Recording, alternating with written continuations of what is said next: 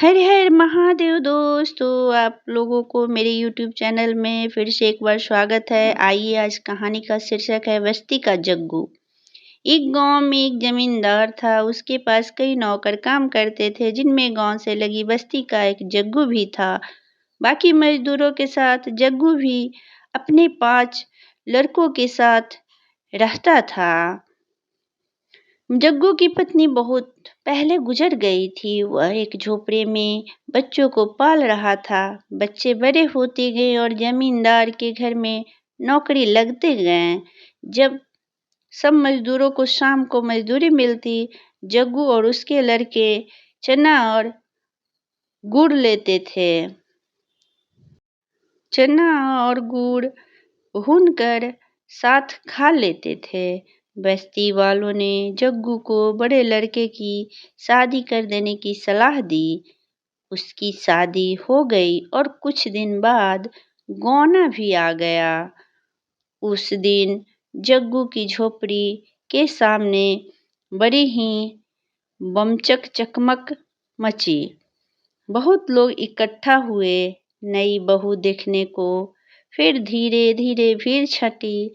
आदमी काम पर चले गए और औरतें अपने अपने घर। जाते जाते एक बुढ़िया बहू से कहती गई कि पास ही घर है, किसी चीज की जरूरत हो तो संकोच मत करना, लेने आ जाना। सबके जाने के बाद बहू ने घूंघट उठाकर अपने ससुराल को देखा तो उसका कलेजा मुंह को आ गया।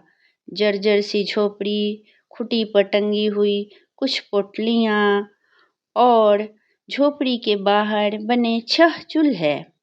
जग्गू और उसके सभी बच्चे अलग अलग चना भूनते थे। बहू का मन हुआ कि उठे और सरपट अपने गांव भाग चले, पर अचानक उसे सोचकर धक्का लगा कि वहां कौन से नूर गड़े हैं। माँ तो पहले ही चल बसी थी। भाई भौजाई के राज में नौकरानी जैसी जिंदगी ही तो गुजारनी होगी। यह सोचते हुए वह बुक्का फाड़ रोने लगी। रोते रोते शांत हो गई। मन में कुछ सोचा। पड़ोसन के घर जाकर पूछा, अम्मा एक झाड़ू मिलेगा? बुढ़िया अम्मा ने झाड़ू, गोबर और मिट्टी दी। साथ में अपनी पोती को भेज दिया। वापस आकर बहू ने एक चूल्हा छोड़ बाकी फोड़ दिए। सफाई कर गोबर मिट्टी से झोपड़ी और द्वार लीपा।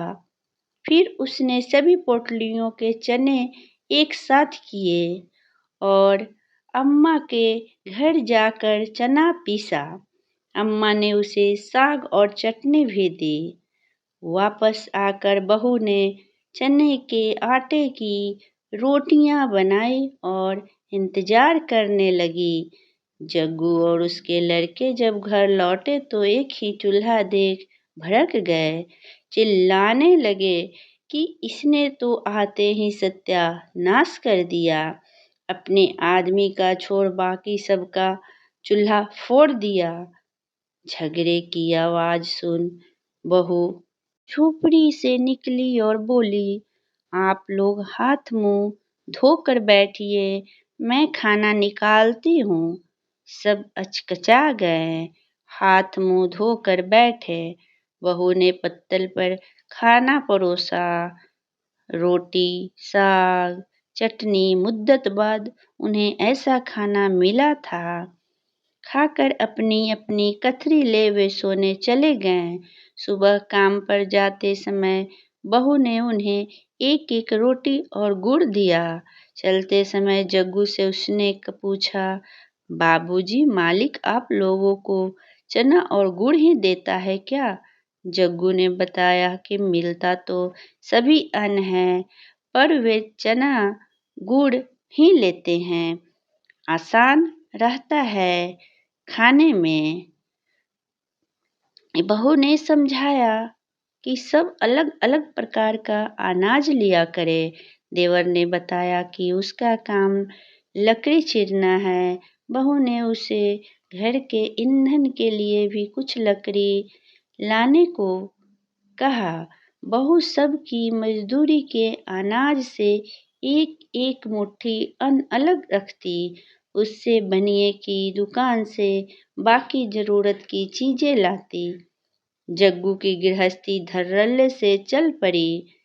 एक दिन सभी भाइयों और बाप ने तालाब की मिट्टी से झोपड़ी के आगे बाड़ बनाया। बहू के गुण गांव में चर्चित होने लगे। जमींदार तक यह बात पहुंची। वह कभी कभी बस्ती में आया करता था। आज वह जग्गू के घर उसकी बहू को आशीर्वाद देने आया।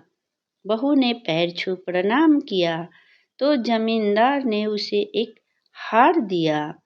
हार माथे से लगा। बहू ने कहा कि मालिक ये हमारे किस काम आएगा। इससे अच्छा होता कि मालिक हमें 4 लाठी जमीन दिए होते। झोपड़ी के दाएं बाएं तो एक कोठरी बन जाती। बहू की चतुराई पर जमींदार हंस पड़ा। बोला, ठीक है, जमीन तो जग्गू को मिलेगी ही, लेकिन यह हार तो तुम्हारा हुआ। एक स्त्री ही है जो परिवार को एकजुट रखती है, घर संसार चलाती है, घर की मालकिन होती है। इसलिए कहा गया है, औरत चाहे घर को स्वर्ग बना दे, चाहे नर्क बना दे।